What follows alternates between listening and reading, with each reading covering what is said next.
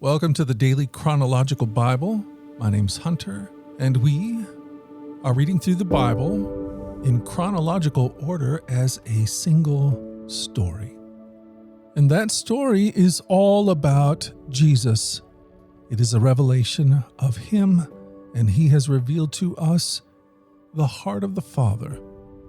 Today, April 19th, we start in 1 Samuel chapter 30, then on to 1 Chronicles chapter 12, verses 20 through 22, then 1 Samuel 31, verses 1 through 13, 1 Chronicles 10, 1 Chronicles 9, verses 40 through 44, 2 Samuel 4, verse 4, and we finish in 2 Samuel chapter 1, verses 1 through 27.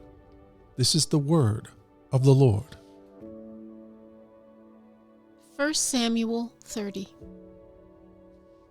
3 days later, when David and his men arrived home at their town of Ziklag, they found that the Amalekites had made a raid into the Negev and Ziklag. They had crushed Ziklag and burned it to the ground. They had carried off the women and children and everyone else, but without killing anyone. When David and his men saw the ruins and realized what had happened to their families, they wept until they could weep no more. David's two wives, Ahinoam from Jezreel and Abigail, the widow of Nabal from Carmel, were among those captured. David was now in great danger because all his men were very bitter about losing their sons and daughters, and they began to talk of stoning him. But David found strength in the Lord his God. Then he said to Abiathar the priest, "Bring me the ephod." So Abiathar brought it. Then David asked the Lord, "Should I chase after this band of raiders? Will I catch them?" And the Lord told him, "Yes, go after them. You will surely recover everything that was taken from you." So David and his 600 men set out, and they came to the brook Bezor. But 200 of the men were too exhausted to cross the brook, so David continued the pursuit with 400 men. Along the way they found an Egyptian man in a field and brought him to David. They gave him some bread to eat and water to drink. They also gave him part of a fig cake and 2 clusters of raisins, for he hadn't had anything to eat or drink for 3 days and nights. Before long his strength returned. "To whom do you belong and where do you come from?" David asked him. "I am an Egyptian, the slave of an Amalekite," he replied. "My master abandoned me 3 days ago because I was sick. We were on our way back from raiding the Kerethites in the Negev, the territory of Judah, and the land of Caleb, and we had just burned Ziklag. Will you lead me to this band of raiders?" David asked. The young man replied, "If you take an oath in God's name that you will not kill me or give me back to my master, then I will guide you to them." So he led David to them, and they found the Amalekites spread out across the fields, eating and drinking and dancing with joy because of the vast amount of plunder they had taken from the Philistines and the land of Judah. David and his men rushed in among them and slaughtered them throughout that night and the entire next day until evening. None of the Amalekites escaped except 400 young men who fled on camels. David got back everything the Amalekites had taken, and he rescued his 2 wives. Nothing was missing, small or great, son or daughter, nor anything else that had been taken. David brought everything back. He also recovered all the flocks and herds, and his men drove them ahead of the other livestock. "This plunder belongs to David," they said. Then David returned to the brook Bezor and met up with the 200 men who had been left behind because they were too exhausted to go with him. They went out to meet David and his men, and David greeted them joyfully. But some evil troublemakers among David's men said, "They didn't go with us, so they can't have any of the plunder we recovered. Give them their wives and children and tell them to be gone." But David said, "No, my brothers, don't be selfish with what the Lord has given us. He has kept us safe and helped us defeat the band of raiders that attacked us. Who will listen when you talk like this? We share and share alike, those who go to battle and those who guard the equipment." From then on, David made this a decree and regulation for Israel, and it is still followed today. When he arrived at Ziklag, David sent part of the plunder to the elders of Judah, who were his friends. "Here is a present for you, taken from the Lord's enemies," he said. The gifts were sent to the people of the following towns David had visited: Bethel, Ramoth Negev, Jatir, Aroer, Siphmoth, Eshtemoa, Rekal, the towns of the Jerahmeelites, the towns of the Kenites, Hormah, Bor-Ashan, Athak, Hebron, and all the other places David and his men had visited. Here's a list of the men from Manasseh who defected to David as he was returning to Ziklag.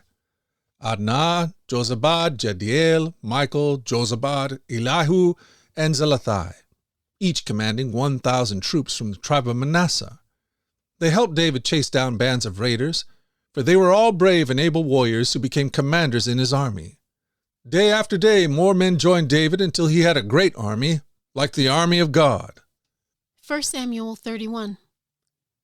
Now the Philistines attacked Israel, and the men of Israel fled before them. Many were slaughtered on the slopes of Mount Gilboa. The Philistines closed in on Saul and his sons, and they killed 3 of his sons, Jonathan, Abinadab, and Malchishua. The fighting grew very fierce around Saul, and the Philistine archers caught up with him and wounded him severely. Saul groaned to his armor-bearer, "Take your sword and kill me before these pagan Philistines come to run me through and taunt and torture me." But his armor-bearer was afraid and would not do it. So Saul took his own sword and fell on it. When his armor-bearer realized that Saul was dead, he fell on his own sword and died beside the king. So Saul, his 3 sons, his armor-bearer, and his troops all died together that same day. When the Israelites on the other side of the Jezreel Valley and beyond the Jordan saw that the Israelite army had fled, and that Saul and his sons were dead, they abandoned their towns and fled. So the Philistines moved in and occupied their towns. The next day, when the Philistines went out to strip the dead, they found the bodies of Saul and his 3 sons on Mount Gilboa. So they cut off Saul's head and stripped off his armor. Then they proclaimed the good news of Saul's death in their pagan temple and to the people throughout the land of Philistia. They placed his armor in the temple of the Ashtoreths, and they fastened his body to the wall of the city of Bethshan. But when the people of Jabesh-Gilead heard what the Philistines had done to Saul, all their mighty warriors traveled through the night to Bethshan and took the bodies of Saul and his sons down from the wall. They brought them to Jabesh, where they burned the bodies. Then they took their bones and buried them beneath the tamarisk tree at Jabesh, and they fasted for 7 days. 1 Chronicles 10. Now the Philistines attacked Israel, and the men of Israel fled before them. Many were slaughtered on the slopes of Mount Gilboa. The Philistines closed in on Saul and his sons, and they killed 3 of his sons, Jonathan, Abinadab, and Malchishua. The fighting grew very fierce around Saul, and the Philistine archers caught up with him and wounded him. Saul groaned to his armor-bearer, "Take your sword and kill me before these pagan Philistines come to taunt and torture me." But his armor-bearer was afraid and would not do it. So Saul took his own sword and fell on it. When his armor-bearer realized that Saul was dead, he fell on his own sword and died. So Saul and his 3 sons died there together, bringing his dynasty to an end. When all the Israelites in the Jezreel Valley saw that their army had fled and that Saul and his sons were dead, they abandoned their towns and fled. So the Philistines moved in and occupied their towns. The next day, when the Philistines went out to strip the dead, they found the bodies of Saul and his sons on Mount Gilboa. So they stripped off Saul's armor and cut off his head. Then they proclaimed the good news of Saul's death before their idols and to the people throughout the land of Philistia. They placed his armor in the temple of their gods, and they fastened his head to the temple of Dagon. But when everyone in Jabesh-Gilead heard about everything the Philistines had done to Saul, all their mighty warriors brought the bodies of Saul and his sons back to Jabesh. Then they buried their bones beneath the great tree at Jabesh, and they fasted for 7 days.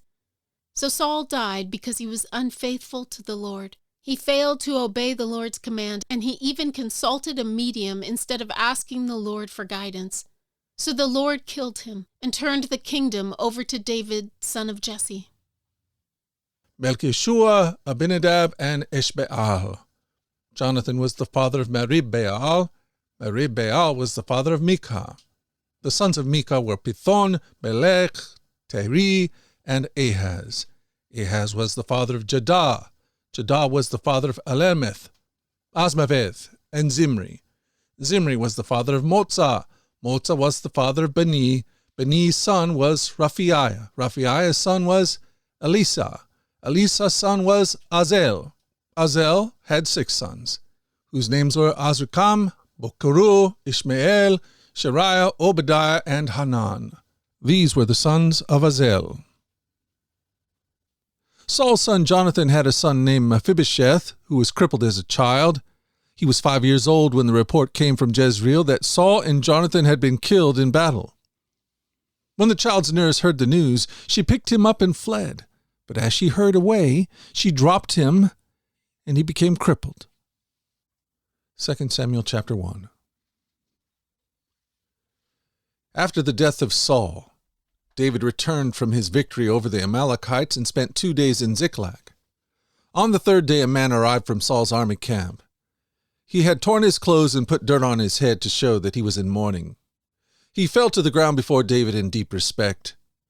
"Where have you come from?" David asked. "I escaped the Israelite camp," the man replied. "What happened?" David demanded.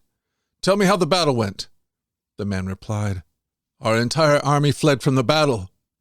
Many of the men are dead, and Saul and his son Jonathan are also dead." "How do you know Saul and Jonathan are dead?" David demanded of the young man. The man answered, "I happened to be on Mount Gilboa, and there was Saul leaning on his spear, with the enemy chariots and charioteers closing in on him. When he turned and saw me, he cried out for me to come to him. 'How can I help?' I asked him. He responded, 'Who are you?' 'I am an Amalekite,' I told him. Then he begged me, 'Come over here and put me out of my misery, for I am in terrible pain and I want to die.' So I killed him," the Amalekite told David, "for I knew he couldn't live. Then I took his crown and his armband, and I have brought them here to you, my lord." David and his men tore their clothes in sorrow when they heard the news. They mourned and wept and fasted all day for Saul and his son Jonathan, and for the Lord's army and the nation of Israel, because they had died by the sword that day. Then David said to the young man who had brought the news, "Where are you from?" And he replied, "I'm a foreigner, an Amalekite who lives in your land." "Why were you not afraid to kill the Lord's anointed one?" David asked. Then David said to one of his men, "Kill him." So the man thrust his sword into the Amalekite and killed him. "You have condemned yourself," David said, "for you yourself confessed that you killed the Lord's anointed one." Then David composed a funeral song for Saul and Jonathan, and he commanded that it be taught to the people of Judah. It is known as the Song of the Bow, and it is recorded in the book of Jeshar. "Your pride and joy, O Israel, lies dead on the hills. Oh, how the mighty heroes have fallen. Don't announce the news in Gath. Don't proclaim it in the streets of Ashkelon, or the daughters of the Philistines will rejoice, and the pagans will laugh in triumph. O mountains of Gilboa, let there be no dew or rain upon you, nor fruitful fields produce offerings of grain, for there the shield of the mighty heroes was defiled. The shield of Saul will no longer be anointed with oil. The bow of Jonathan was powerful, and the sword of Saul did its mighty work. They shed the blood of their enemies and pierced the bodies of mighty heroes. How beloved and gracious were Saul and Jonathan. They were together in life and in death. They were swifter than eagles, stronger than lions. O women of Jerusalem, weep for Saul, for he dressed you in luxurious scarlet clothing, in garments decorated with gold. Oh, how the mighty heroes have fallen in battle. Jonathan lies dead on the hills. How I weep for you, my brother Jonathan. Oh, how much I loved you, and your love for me was deep, deeper than the love of a woman. Oh, how the mighty heroes have fallen. Stripped of their weapons, they lie dead.